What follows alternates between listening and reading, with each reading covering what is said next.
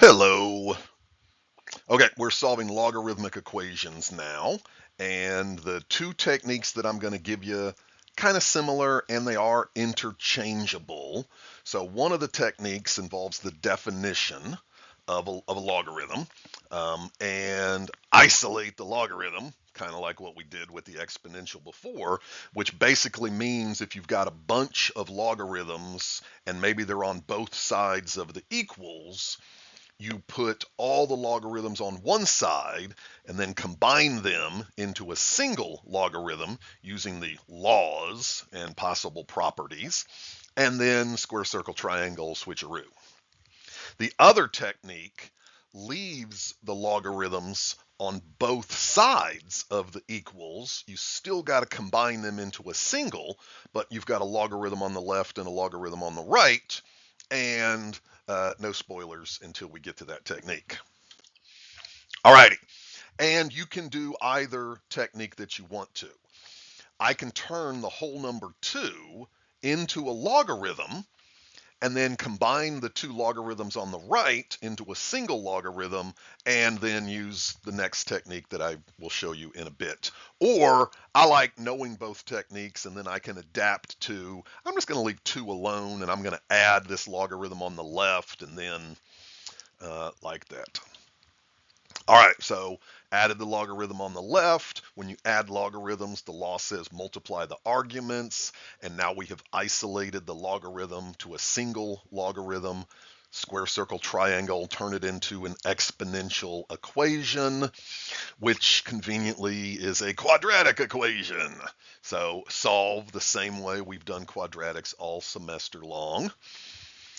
Now, the new part of this that we didn't do with exponentials is recognizing that because the logarithm is the inverse of the exponential, the domain of the logarithm comes from the range of the exponential. And we talked about this before, but it is extremely important now in solving that maybe we have an extraneous solution like we've had in other solving, and we're going to look at the domain and then eliminate possible things that are not in the domain. So go back to the original logarithms, just in case when you combine them you made a boo-boo, and figure out the domain of each separate one. So the first one, x plus 5, our domain greater than -5.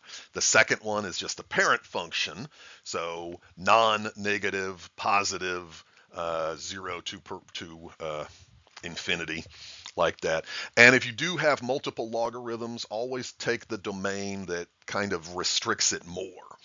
So 0 to infinity is a little more restrictive than -5 to infinity. And so only x equals 4 satisfies that domain. So the -9 answer was the extraneous one. And you still, good idea to double check, plug it in the left, plug it in the right. Are they the same?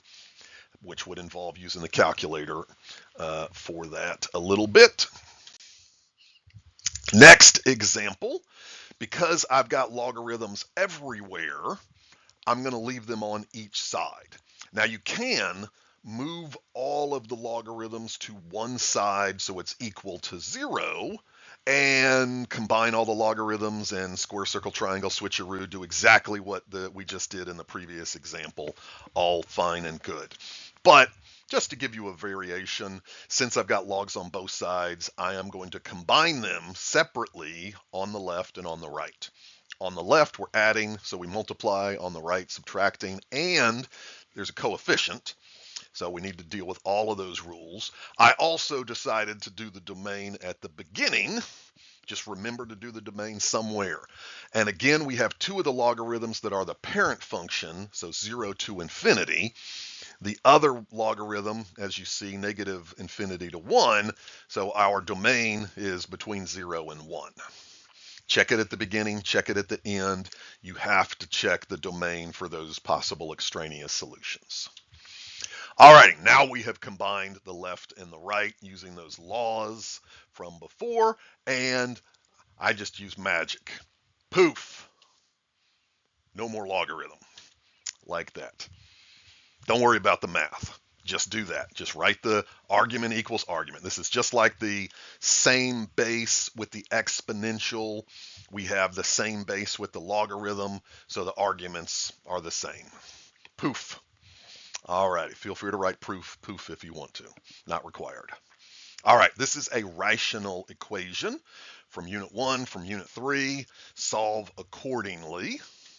Cross multiply, it's a quadratic, set it equal to 0, factor, we have two answers there. Our domain says not 0, parentheses on the 0.